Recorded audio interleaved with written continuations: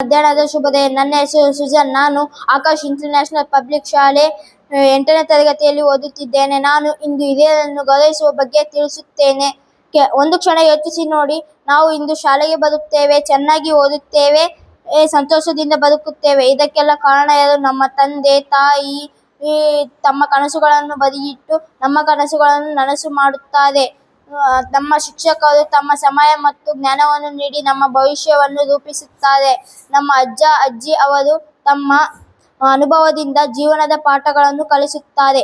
ಆದರೆ ನಾವು ಅವರ ಮಾತುಗಳನ್ನು ಕೇಳದೆ ಅವರಿಗೆ ಉತ್ತರ ಕೊಡುತ್ತೇವೆ ಅಥವಾ ಅವರ ಭಾವನೆಗಳನ್ನು ನೋಯಿಸುತ್ತೇವೆ. ಅದು ಅವರ ಹೃದಯಕ್ಕೆ ಎಷ್ಟು ನೋವು ಕೊಡಬಹುದೆಂದು ಯೋಚಿಸುತ್ತೇವೆ. ಅವರು ನಮ್ಮನ್ನು ಕೈ ಹಿಡಿದು ನಡೆಸುತ್ತಿದ್ದಾರೆ. ನಾಳೆ ನಾವು ದೊಡ್ಡವರಾದಾಗ ಅವರ ಕೈಯನ್ನು ಹಿಡಿದು ನಡೆಸುವುದು ನಮ್ಮ ಜವಾಬ್ದಾರಿ. ಹಿರಿಯರ ಆಶೀರ್ವಾದವೇ ಜೀವನದ ದೊಡ್ಡ ಸಂಪತ್ತು.